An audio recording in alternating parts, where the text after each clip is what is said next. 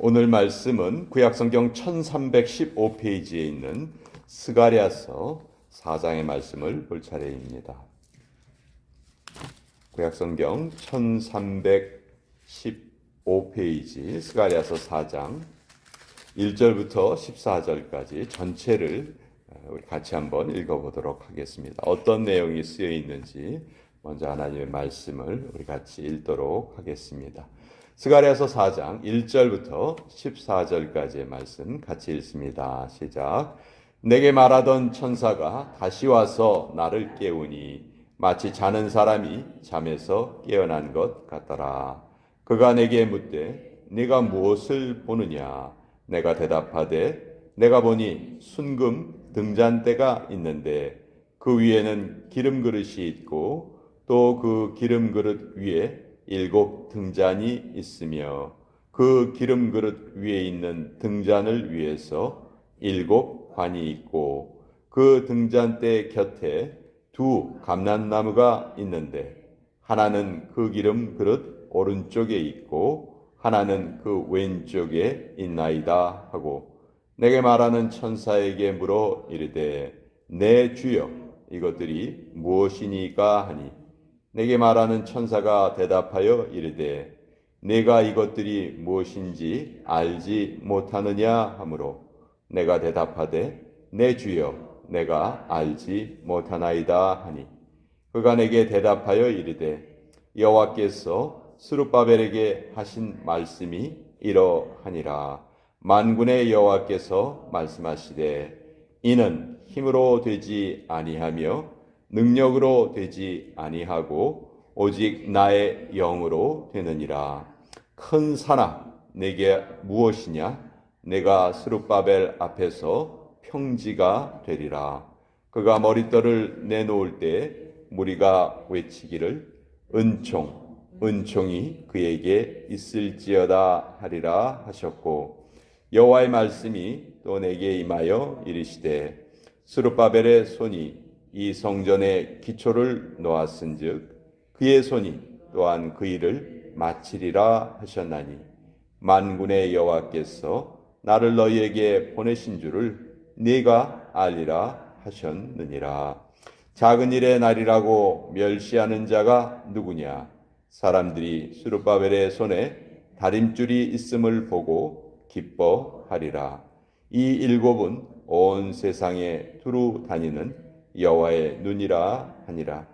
내가 그에게 물어 이르되 등잔대 좌우에 2 감람나무는 무슨 뜻이니까 하고 다시 그에게 물어 이르되 금 기름을 흘리는 2 금관 옆에 있는 이 감람나무 2 가지는 무슨 뜻이니까 하니 그가 내게 대답하여 이르되 네가 이것이 무엇인지 알지 못하느냐 하는지라.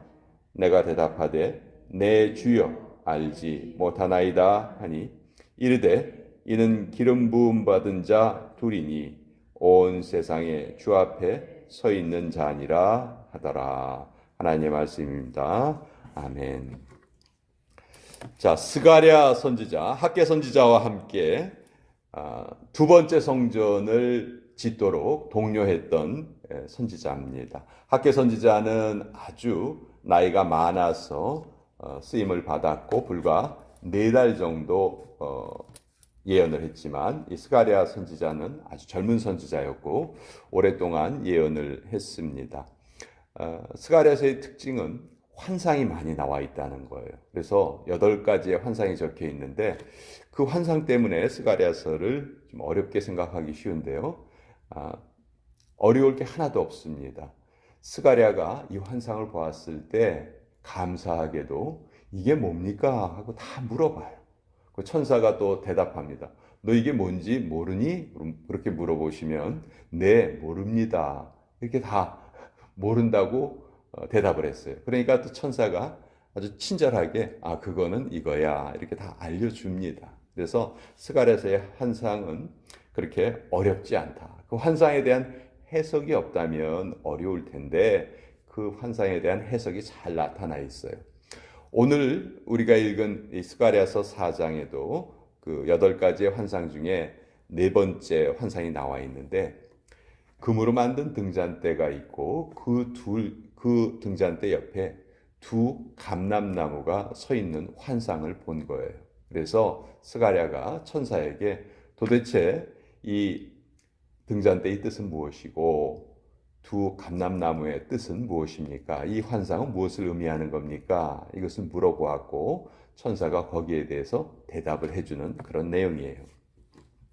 자, 배경은 여러분 어저께도 말씀드렸지만 학개 선지자와 스가랴 선지자가 동시에 등장할 수밖에 없었던 이유는 두 번째 성전을 짓기로 마음을 먹었지만 그것이 중단되고 말았죠. 1년 짓다가 16년 동안 중단돼 있었어요.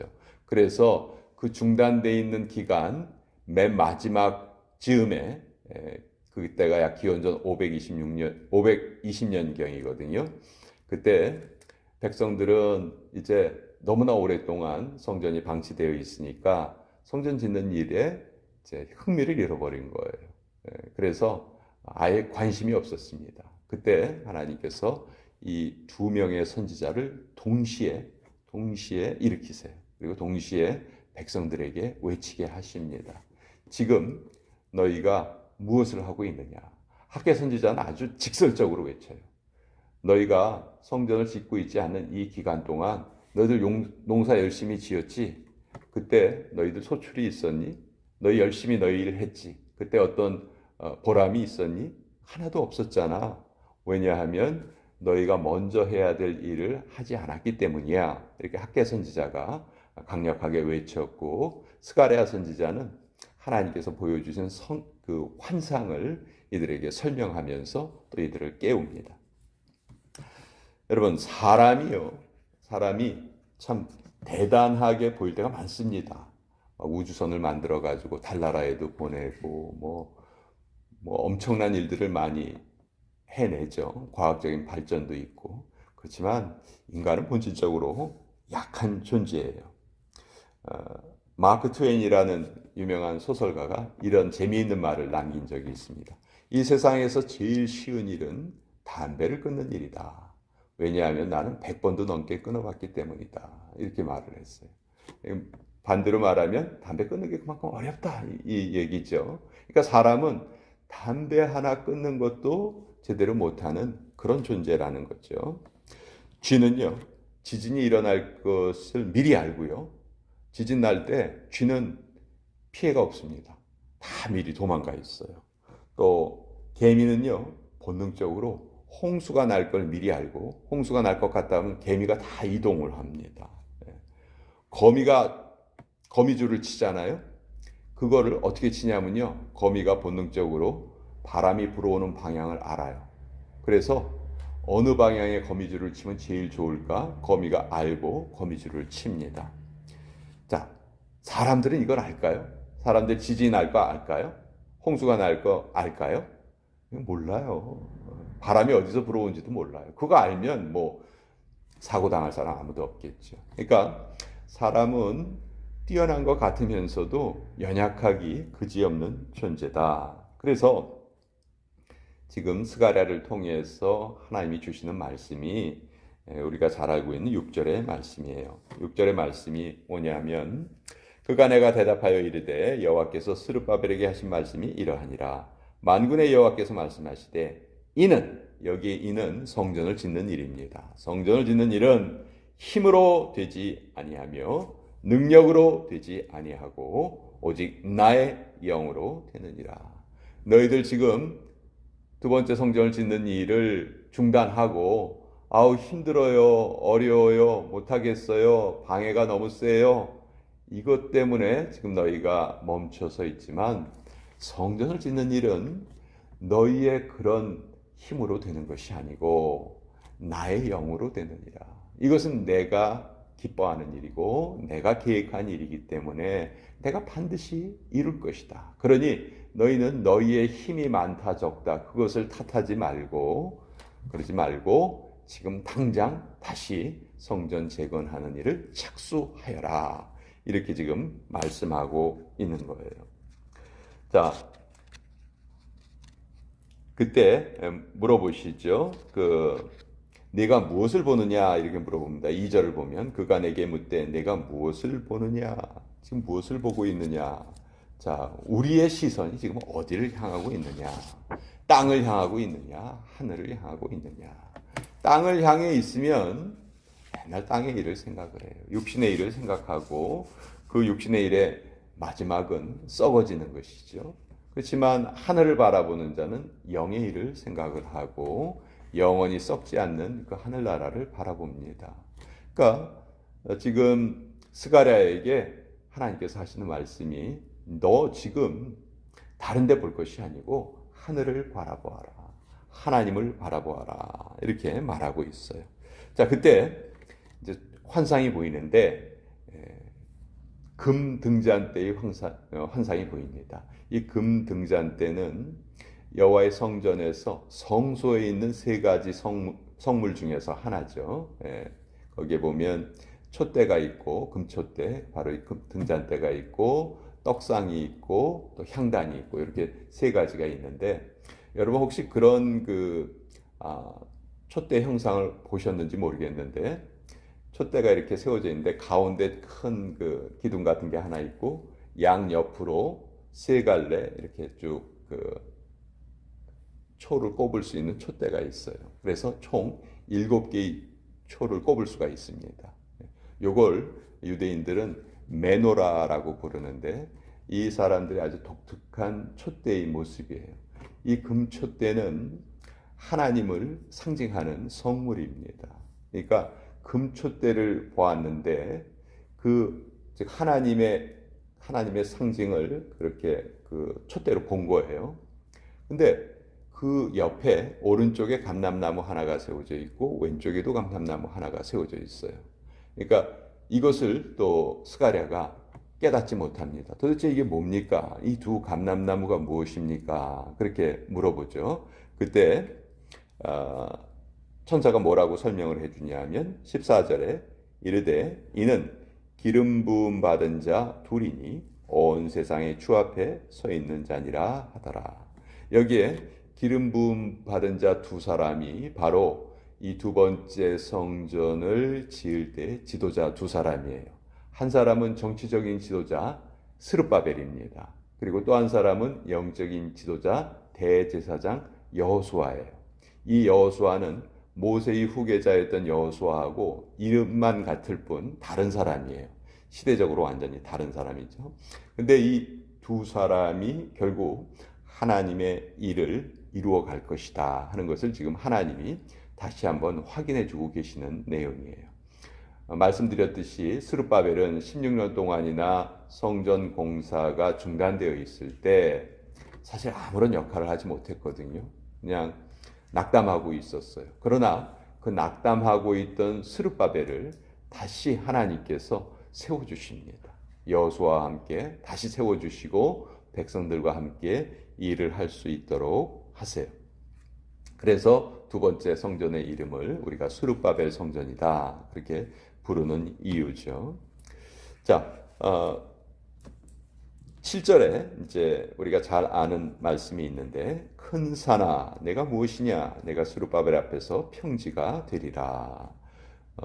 유대인들은 어떤 문제가 생기면 그것을 산으로 표현한다고 말씀드렸죠. 그래서 큰 산이 보였다, 큰 산이 보인다. 이것은 큰 문제가 생겼다 이거예요. 그러나 그 큰 문제가 스룹바벨 앞에서는 평지가 될 것이다. 즉 내가 스룹바벨을 들어서 그 모든 문제를 해결시켜 주겠다. 이것이 하나님의 약속이신 거예요.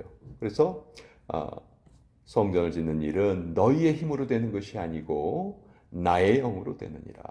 내가 그 일을 반드시 이루겠다. 그러니 너희는 아무런 낙심하지 말고 이 일에 동참하여라.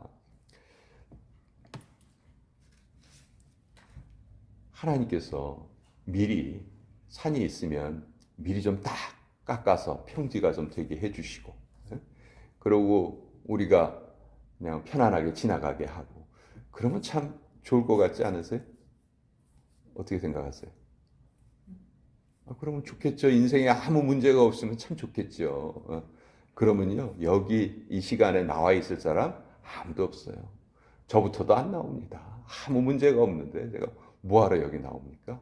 여러분들도 마찬가지예요. 인생에 어떤 문제가 있으니까 우리가 이 앞에 나와서 하나님께 부르짖는 것이죠. 그러니까 문제는 나쁜 게 아니에요. 우리를 하나님 앞으로 이끌어오는 그런 작용, 그런 어떤 그 초대자의 역할을 하고 또 온 세계의 주인이 하나님이시다 하는 것을 우리에게 다시 한번 깨닫게 해주시는 내용이에요. 제가 재미있는 이야기를 들었는데 한국에 이제 교회마다 한국은 주차장 문제가 참 크거든요. 땅이 좁으니까 이제 주차장 마련하기가 어려워요. 교회마다 그게 참 문제예요. 근데 어떤 교회가 그 바로 교회당 옆에 예배당 옆에 한 사람이 넓은 땅을 가지고 있는 거예요. 공터를 가지고 있어요. 그리고 이분이 감사하게도 그 공터 주일날 그 교회에서 마음대로 쓰십시오. 이렇게 허락을 해줘요. 허락을 해주는데 딱 1년에 한 주는 못하게 하는 거예요. 1년에 51주 동안은 그 주차장을 마음대로 써요. 근데 한 주는 그 주차장을 못 써요. 그러니까 교회에 다니는 성도님들이 속으로 그렇게 생각하는 거예요. 빌려주려면 그냥 1년에 52주 다 빌려주지. 그 한 주에는 사람들이 찾을 곳이 없어가지고 막 우왕좌왕하고 너무 힘든 거예요. 다른 51주는 아무 문제가 없지만. 그랬더니 그 말을 들은 그 주인이 뭐라고 대답했는지 아세요? 그렇게 1년에 한 주를 고생을 해봐야 이 땅의 주인이 나인지를 알지. 1년에 52주를 그냥 마음대로 쓴다고 생각해 보세요. 저 사람이 주인인지 아닌지 생각도 안 해요. 그렇죠? 우리 인생도 그런 것 같아요. 우리 인생에 아무 문제가 없으면요. 하나님이 계시든지 말든지 나는 상관이 없어. 그렇죠? 그러나 인생의 문제가 찾아올 때, 어려움이 찾아올 때, 어떤 관계에 갈등이 생길 때, 그때는 우리가 하나님을 찾게 되는 거죠. 그런 모든 문제가 우리를 하나님 앞으로 이끌어가는 하나의 지도자 역할을 한다. 그런 이끄는 역할을 한다. 그래서 하나님은 큰 산이 있을 때 그 산을 미리 없애주지 않았어요. 그 큰 산이 있음을 보게 하시고 대신 이렇게 말씀하시는 거죠. 나와 함께 이 큰 산을 같이 평지로 만들자. 이것이 하나님의 방법이신 거죠. 그래서 스가랴 우리가 보통 4장 6절의 말씀을 아주 귀한 말씀으로 많이 암송을 합니다. 힘으로 되지 않고 능력으로 되지 않고 오직 나의 영으로 된다. 이 말씀 우리가 마음속에 늘 새겨요. 근데 이 말씀이 나온 배경도 우리는 좀 잘 알아야 되겠어요. 우리의 삶에 문제가 늘 발생을 하고 그 문제는 하나님이 우리를 초대하시는 초대장이다. 그래서 어떤 일에 문제가 있다는 것은요, 반대로 말하면 그 일이 가치가 있다는 거예요. 가치 없는 일은 문제도 없어요. 가치 있는 일만 문제가 있거든요. 그래서 우리가 믿음을 가지고 있다면 불신앙 앞에서는 장애물이었던 것이 믿음 앞에서는 사다리가 되고요. 쓴물이 단물이 되고 애물단지가 보물단지가 되고 거침돌이 디딤돌이 되는 그런 일이 생겨요. 문제거리가 간증거리로 바뀝니다. 언제? 우리가 믿음을 가지고 하나님과 함께 그 일을 해결하려 할 때 그 일이 꼭 그렇게 이루어진다. 스가랴서의 말씀은 가장 힘이 들 때 하나님께서 두 선지자를 세우셔서 두 번째 성전을 아름답게 완공시키셨던 그 역사를 우리에게 보여주시는데 우리의 인생길을 미리 우리에게 보여주시는 그런 내용이다. 그렇게 알 수가 있겠죠. 자, 오늘 이 말씀 같이 한번